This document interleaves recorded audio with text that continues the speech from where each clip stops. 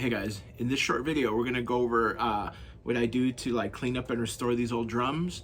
Obviously, this doesn't really need a restoration. It just needs a good cleaning, re-greasing, and then just making sure everything is working properly, okay? Before we take it out and start gigging it. So stick around and hope you guys dig what I'm putting out. All right, we're gonna start by removing the tension rods. Like I said earlier before, I always put it at the lowest setting so that I don't tear anything as I'm removing them. Wow, someone had these on here. Tight. Look at that. Jesus Christ. Always make sure that you have somewhere to put your parts.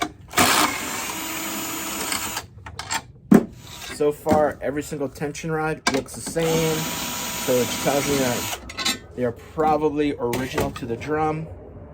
Yeah, it looks like they all are. I thought maybe that the washers are plastic, but nope, they're brass. So yeah, those are error correct. Let me set those down. Wow, that has been in there for a long time. Huh. These heads, these silver dot guys, if you see the silver dots with the green Ludwig, these came out in 1978.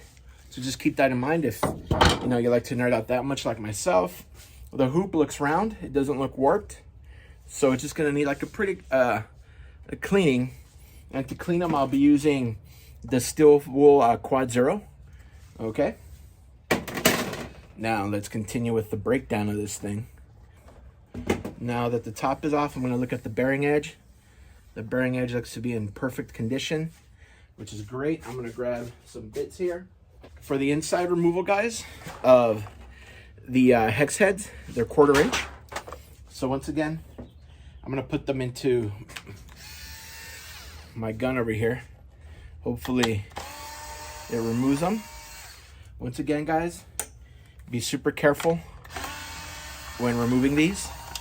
You don't want to crack them.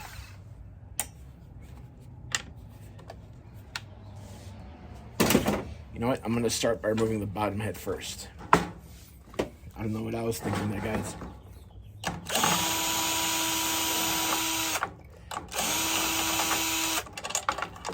Okay. Once again, I'm going to put all my tension rods in this one over here. Okay.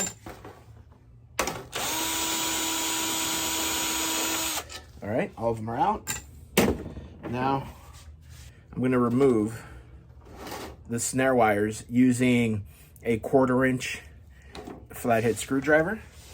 When you use these guys, make sure, oh, that's too big. Oh no, they fit perfect. When you're doing these, make sure that they fit correctly, guys. You don't want to ruin your screws.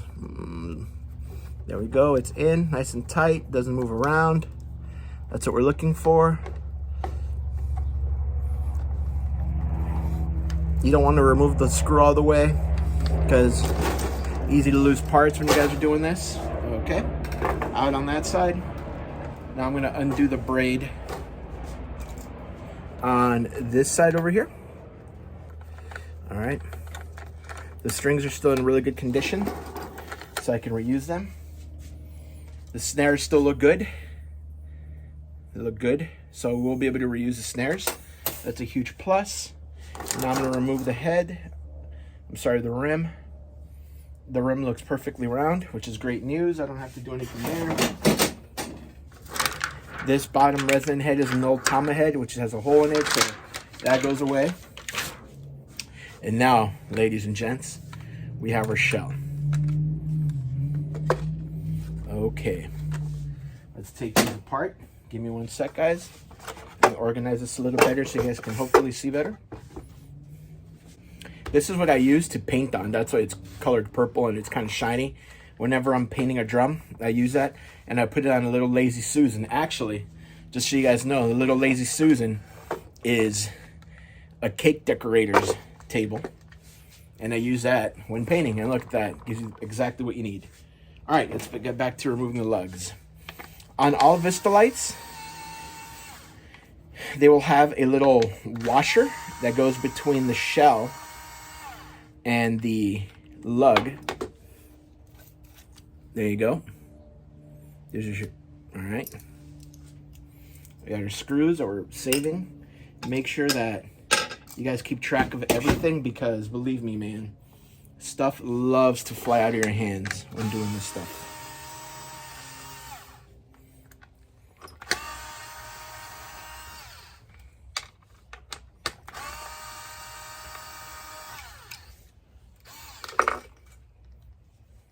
To remove the nuts on the butt plate and my strainer, I use a hex head screwdriver. This is 5/16 in size. All right, it's color coded, so that helps me with the sizing, and it keeps me from ruining them.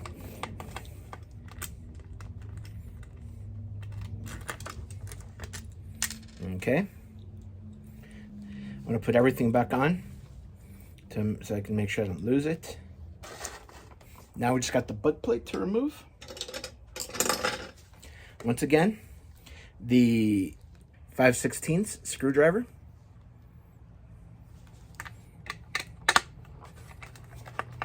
I just put my thumb over the screw on this side, on the outside, so it doesn't turn, and I can get it off easily. Being once again careful not to lose any of these parts, because once you lose them, they're a pain in the ass to try and find them or replace them. When I restore these things, I don't like restoring them to new, like, you know, so that they look new. I like making them look clean, but, you know, make them look like, you know, so people know that, hey man, this part is, you know, 45 years old. It doesn't have to look brand new.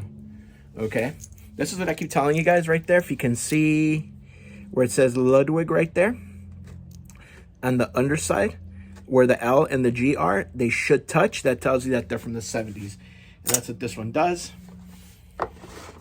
My badge, I'm gonna leave alone. I'm not touching the badge. Now I'm gonna remove these, which should be the same size. Yep. Of all the snares that I've worked on, this one's by far had the loosest hardware. I don't know if that was just something over time, or if it's because of the fact that whoever assembled this wanted to make sure they didn't crack any of the parts. Let's see if this whole thing will come out, and it won't. That's fine. It doesn't have to, it works, it's fine. I don't need it to come out. If you really want to release them, you have to run a die over the end of that screw right there that I'm pointing at, right there. Because at the factory, they would ruin essentially the threads at the end so that it wouldn't slide off the little brass ball in here, so that this thing wouldn't slide out and have it bounce around in your snare. So if you actually want to remove it, you have to grab the correct size die and chase the threads out. Now, because this snare is in great shape, I bet this snare looks like it was ignored for a lot of years. All right, guys, to remove them, what I do is I take this old screwdriver. I'm sorry, not a screwdriver, but this is like made to like remove gaskets and just remove just different stuff, you know, from your car, door panels and such. So I have this really old thing, and I put it all the way into one of the springs, and I slide it out. I make sure to try and grab a really good chunk of the spring itself, because if you don't, they do, and they will fly out. And once again, good luck trying to capture them all. So I'm going to set those in here. I can grab these. There it is. These are my swivel nuts, which will get cleaned. Okay, they're all out.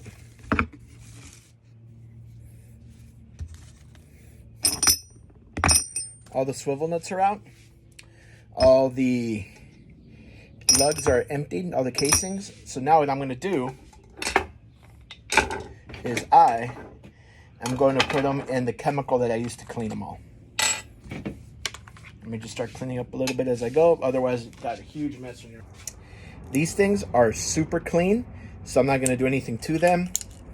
This, I'm just going to wipe it down. This is going to go into the cleaning solution, which I'm sure you guys know. See, it's a little twisted. I'm going to have to fix that. So I have this old bucket here. My best friend Evaporust. As you can see, this thing's really dirty, but it still works, man. I'm gonna pour a good amount in there.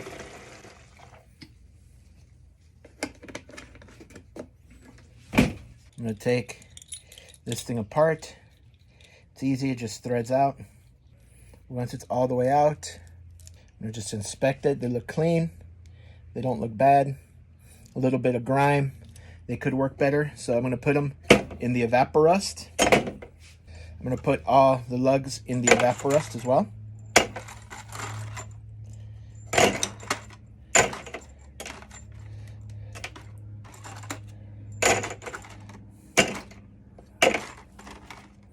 Okay. All my swivel nuts are going to go in there. It's like I'm making soup, huh?